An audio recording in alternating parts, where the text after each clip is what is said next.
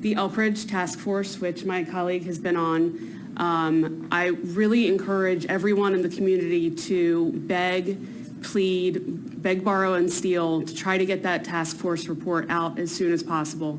The task force has met and agreed on it, but the county website says that it might not be released before March of next year.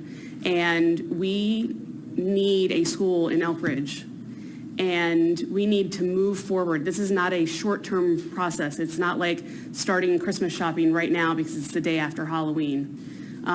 We've got to get on this. It's going to take time, but if we're not proactive, I mean, our next board, we need to be working on this from day one.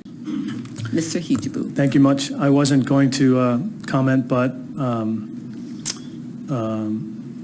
the whole notion that I was talking earlier about relative to adults working together, I've probably said 100 times over the last 18 months, put your weapons down. It's a new day. And I've said that to parents in this community and that community, and I've said that to staff people, and I've said that to board members. And it's amazing what I continue to see in what we call a civil community, extraordinarily uncivil behavior. And I wasn't going to say anything, but my friend Kirsten brought up this Elkridge Task Force. And our capacity to ask for that report is no less than asking the superintendent or one of us on this dais, calling the county executive's office and asking for it. It's not rocket science. And, there'll be some people who say, well, you're a friend of the county executive and therefore you're standing by your man. But those who know me know how many times I've disagreed with our county executive. And those who know me know how many times I agree with his opponent on various issues. And so it's so funny. It's easy to label me 18 months ago, oh, you must be a Republican or you must be a Democrat. And it's just silly.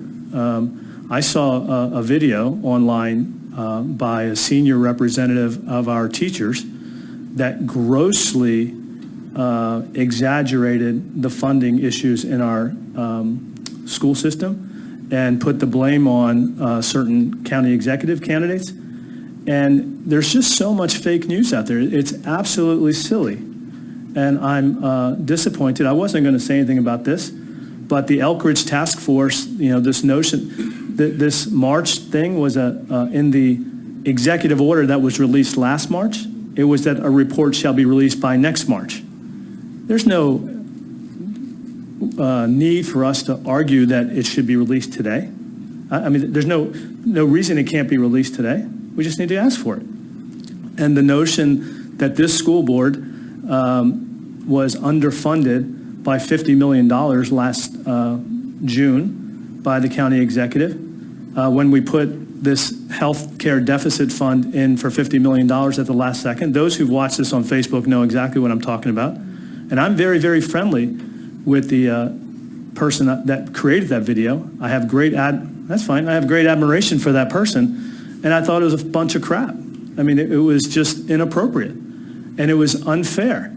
And so until the grown-ups in this community act like grown-ups, our kids will constantly suffer. And I'm friends with the Democratic representatives. I'm friends with the Republican representatives. I voted yesterday. I voted for several Democrats on that ballot. This isn't a partisan issue. But the nonsense has to stop with the adults. And whether it's Ms. Coombs today, last week I had a good time with Ms. Delmont Small. I'm going to do this in private. I'm not going to argue with any of you in public. But there's a way that the adults in this community, whether we're Republicans or Democrats or green or purple or yellow, we can come together and we can serve our kids better.